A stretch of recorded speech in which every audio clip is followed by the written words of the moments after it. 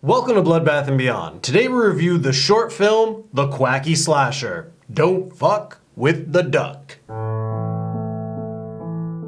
Written and directed by Peter Mckeirnon, starring Neil Gallagher, Andrew Butterworth, Jacqueline Mercer, and Jayne Kinsella. The Quacky Slasher is about a man dressed as a duck that kills people. So what do we like? I liked that this film parodied all sorts of films. It was a short film that was making fun of the idea of Batman. It was making fun of the idea of Halloween. They just had fun with it. They just took this ridiculous concept and rolled with it. It is a short movie. It is very low budget. For what it is, the cinematography was pretty decent. They actually had some pretty ambitious shots, to be honest. There's a couple scenes where there's somebody like being blocked by a person in the foreground and they'll move and you'll see the Quacky Slasher. So that kind of added to the horror element of this movie, if you could call it a horror movie. It's more of a detective story. I did also enjoy the soundtrack. I thought the music was very entertaining and the score was good.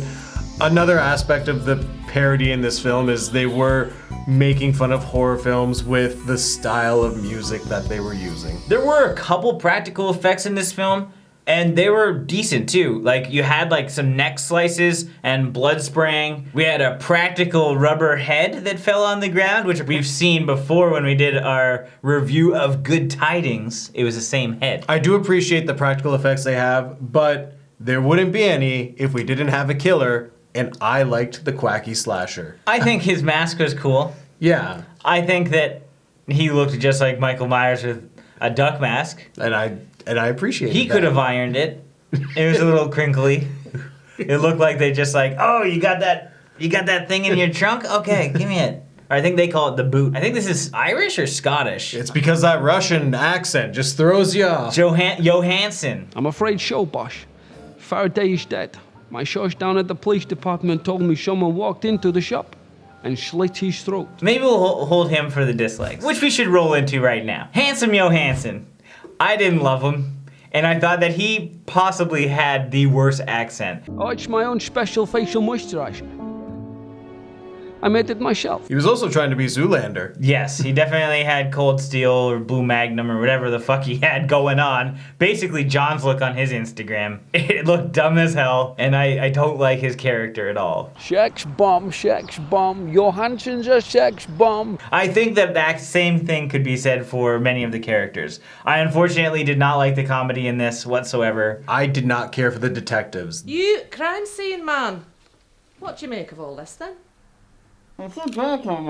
They tried to make them almost like this bumbling, dumb cop duo. No, I do think that they were the better actors in the whole movie, but I don't think that anybody was funny. And that sucks. When you got a movie called The Quacky Slasher, you're going in thinking it's gonna be some like funny parody movie, and it is a parody, but like a parody needs to be funny. It was very boring, and it's only 35 minutes. I guess like something could be said about the killer. The killer could have been.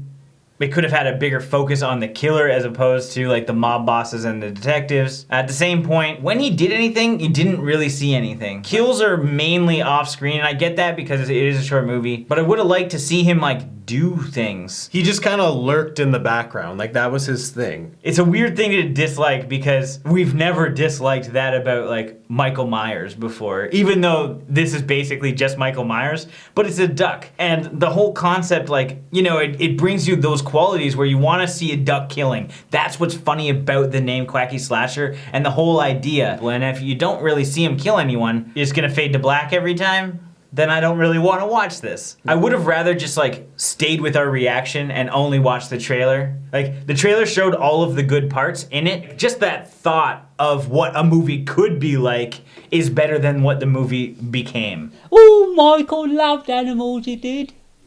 Especially birds, and ducks were his favourite. And we're not trying to like be mean about it or anything. The comedy was too focused on other people involved. I mean, for example, the guy who just busts loads while he walks around. Wet Dreams. It was such a awkward character and like a cringeworthy character that you didn't want to see him on screen because you know exactly what he's gonna do.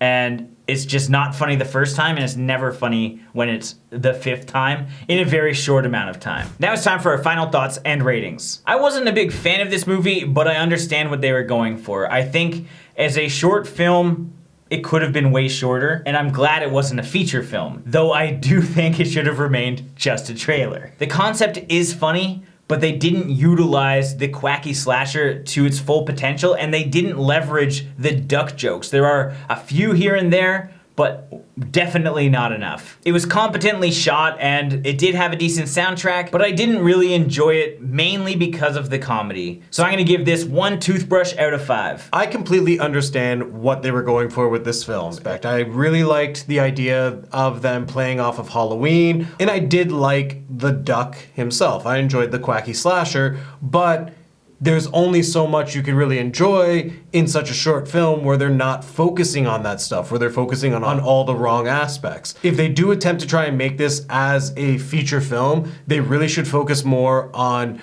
duck puns and the Quacky Slasher. It's got potential, and the trailer showed us that, but they didn't deliver it in their short. So with that being said, I'm gonna give this film 1 coloring book out of 5. As always, thank you for watching. Like this video and comment below with your thoughts on the film if you've seen it. If you haven't, I'll link to it if I have links to it. I'm not sure if it's available yet, but they'll be in the description if it is. If this is your first time here, make sure you subscribe to the channel, stay updated with everything Bloodbath and beyond.